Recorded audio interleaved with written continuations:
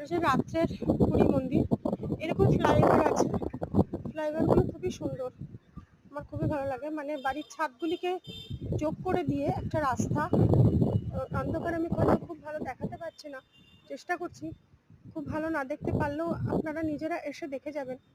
আমার এইটা একান্ত অনুরোধ, এই যে উনি উঠছেন, একান্ত অনুরোধ, আমাদের ভারতে বা বহির্ভারতে যত মন্দির আছে, শ্রী শ্রী ঠাকুর অনুকূলচন্দ্রের মন্দির, সেই মন্দিরগুলিতে আপনারা মানে পরিদর্শন করুন এবং ঠাকুরের যে সিস্টেম, ঠাকুরের যে টেকনোলজি, ঠাকুরের যে থিসিস, ঠাকুরের যে থিওরি, সেটা মানুষের কাছে পৌঁছে দেন।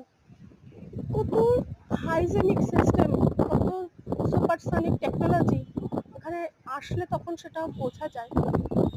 এটা আর কি, এবং সবাই যাতে আসে, তাহলে আমার নিজের আশাটা মনে হয় সার্থক হবে। যদি সবাই আসি আমরা এখানে, পুরীর স্বর্গদ্বার আমরা গেছিলাম, তারপরে পুরী জগন্নাথ দেবের মন্দির আমরা দেখেছি। সবকিছু দেখার পরও আমার মনে হলো যে আমার ঠাকুরের কাছে এসে আমার প্রাণ, মানে রাধার স্বামী নাম যোগায়ে সুরিতর, এই লাইনটাই আমার বারবার মনে পড়ছে। রাধার স্বামী নাম যে গায়ে সেই তরে, সেই তরিয়ে যায়, সে উত্তরণ করে, সাকসেস হয় জীবনে। তাহলে আমরা আমাদের ভারতে বা বহির্ভারতের যেখানে গেলাম, সেই জায়গাটায় গিয়ে আমরা সেই মন্দিরে উঠলাম, ওঠার পর সেই জায়গাটার আশপাশ আজুবাজু সাইট সিন সমস্ত কিছু আমরা দেখতে পারলাম।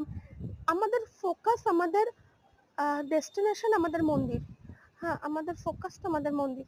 এটা আমি চেষ্টা করছি যে আমি ফ্লাইওভারগুলো দিয়ে নামছি, ফ্লাইওভারগুলো এত সুন্দর, তলায় কিন্তু রুম আছে, রুমগুলোর ছাদগুলো ফ্লোরগুলিকে কানেক্ট করে রাস্তা তৈরি করা, যাতে পর কি হলো, নিচে রুম হলো আর উপর থেকে আমাদের রাস্তা, মানে একটা প্লেসকে মাল্টিপল ওয়েতে ইউজ করা।